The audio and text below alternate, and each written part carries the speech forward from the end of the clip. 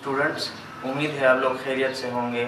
आज हम 9th class की केमिस्ट्री का दूसरा लेक्चर पढ़ेंगे और आज का हमारा टॉपिक है सम बेसिक डिफिनीशन। केमिस्ट्री के पढ़ने में जो बेसिक चीज़ें हमें रिक्वायर होती है सीखना, वो आज हम कुछ बेसिक चीज़ें, उनकी डिफिनीशन, उनके बारे में हम जानेंगे। तो आइए स्टार्ट करते हैं। मैटर क्या है? मैटर को हम डिफाइन इस तरह करते हैं, anything that has mass and occupies space. Anything that has mass and occupies space is called matter. कोई भी चीज़ जिसका कोई वज़न होता है, कोई मास हो उसका, और वो जगह घेरती हो, हम उसको मैटर कहते हैं। मैटर की मुख्तलिफ शक्लें होती हैं, जैसा कि ये सॉलिड भी हो सकता है, ये लिक्विड भी हो सकता है और ये गैस भी हो सकता है। हम अपने इर्द गिर्द जितनी चीज़ें देखते हैं जिनका कोई मादी, कोई वजूद होता है, वो सब चीज़ें वो मैटर से बनी होती हैं। चाहे वो पानी हो, चाहे वो हवा है, चाहे वो पौधे हैं, चाहे वो ये ज़मीन है, जो भी चीज़ है जो हम अपने इर्द गिर्द देखते हैं, तो वो क्या है? वो मैटर है। नेक्स्ट है सब्सटेंस। सब्सटेंस क्या है? A pure form of matter या piece of matter in pure form. हम इसको ऐसे भी कह सकते हैं कि pure form of matter is called substance, या a piece of matter in pure form is called substance. क्या मतलब हुआ इसका? मैटर है, उसका प्योर फॉर्म है, उसमें कोई मिलावट नहीं है, या वो सॉलिड है, एक किस्म के मटेरियल से बना हुआ है, या वो लिक्विड है, एक किस्म के मटेरियल का बना हुआ है, या वो गैस है, एक चीज़ से, एक किस्म का मटेरियल है, उससे गैस मॉलिक्यूल से बना हुआ है, तो उसको हम क्या कहते हैं? उसको हम सब्सटेंस कहते हैं। अब मिक्सचर, ये सब्सटेंस का उलट है। क्या है mixture? Impure form of matter is called mixture.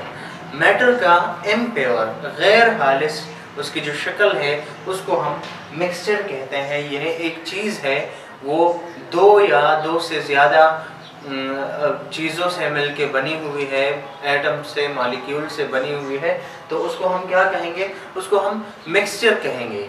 ये मिक्सचर फिर दो तरह के होते हैं। एक को हम होमोजीनियस मिक्सचर कहते हैं और दूसरे को हेट्रोजीनियस मिक्सचर कहते हैं। इन दोनों के बारे में हम आगे पढ़ेंगे कि होमोजीनियस और हेट्रोजीनियस मिक्सचर क्या है। आगे हम पढ़ेंगे फिजिकल प्रॉपर्टीज़। जैसे नाम से जाहिर है, फिजिकल यानी जिस्मानी, उसकी साख्त, उसकी बनावट से रिलेटेड। तो फिजिकल प्रॉपर्टीज़ वो प्रॉपर्टीज़ है जो कि एसोसिएटेड है फिजिकल स्टेट ऑफ मैटर से, कि ये मैटर वो किस तरह बना हुआ है या उसकी बनावट से मुतालिक जो उसकी खसूसियात है, उसको हम फिज़िकल प्रॉपर्टीज़ बोलते हैं। जैसा कि उसका कलर हो गया, उसका स्मेल हो गया, उसका टेस्ट हो गया, उसका शेप हो गया, और उसका बॉइलिंग पॉइंट, मेल्टिंग पॉइंट वगैरह, ये सारी चीज़ें ये फ़िज़िकल प्रॉपर्टीज़ के ज़मरे में आता है। नेक्स्ट है केमिकल प्रॉपर्टीज़। केमिकल प्रॉपर्टीज़, उसकी कीमियाई खसूसियात क्या है? Chemical properties that which depends upon the composition of a substance, के वो substance किन किन चीज़ों से मिलके बना हुआ है।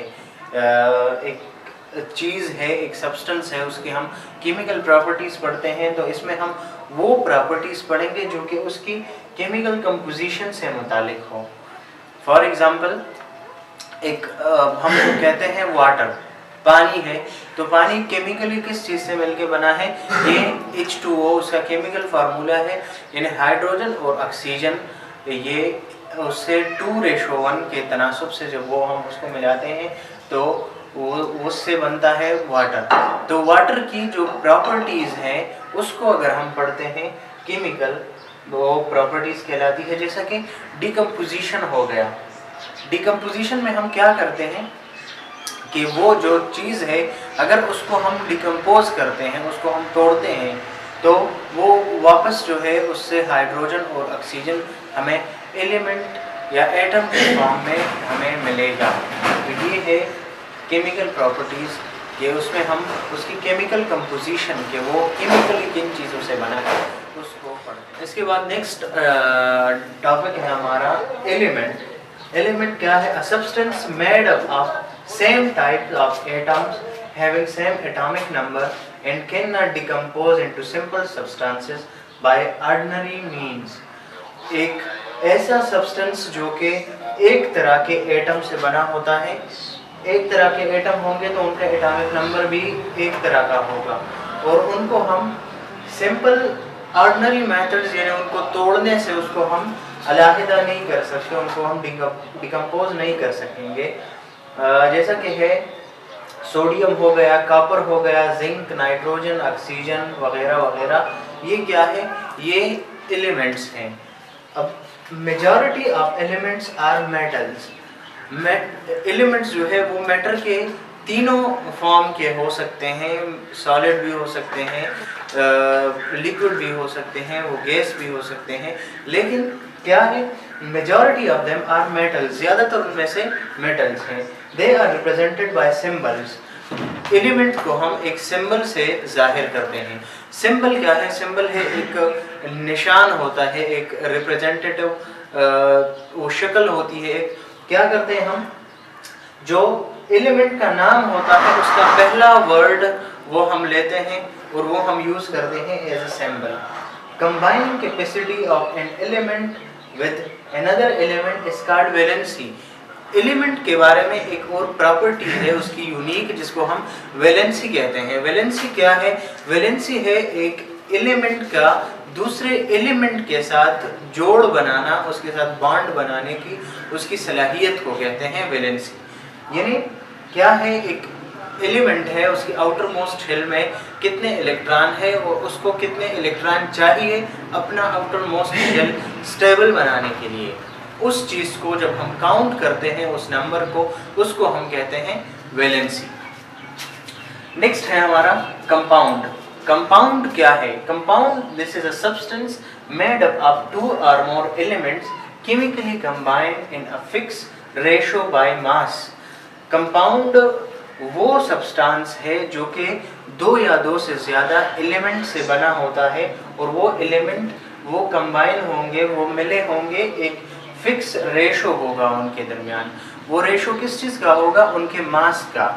उनके मास का जो है वो फिक्स रेशो होगा, उसमें वो जुड़े होंगे, मिले होंगे, कंबाइन होंगे। उस चीज़ को हम कहते हैं, उस सब्सटेंस को हम कंपाउंड कहते हैं। जैसा कि है हमारे पास CO2 carbon dioxide. Carbon dioxide की मिसाल अगर हम ले लें तो उसमें कार्बन जो है उसका एटॉमिक मास है वो 12 है और ऑक्सीजन का वो 16 है, तो दो ऑक्सीजन मिले हैं तो वो 32 बनता है। तो इसका रेशो बाय मास क्या बनता है? 12:32 बनता है।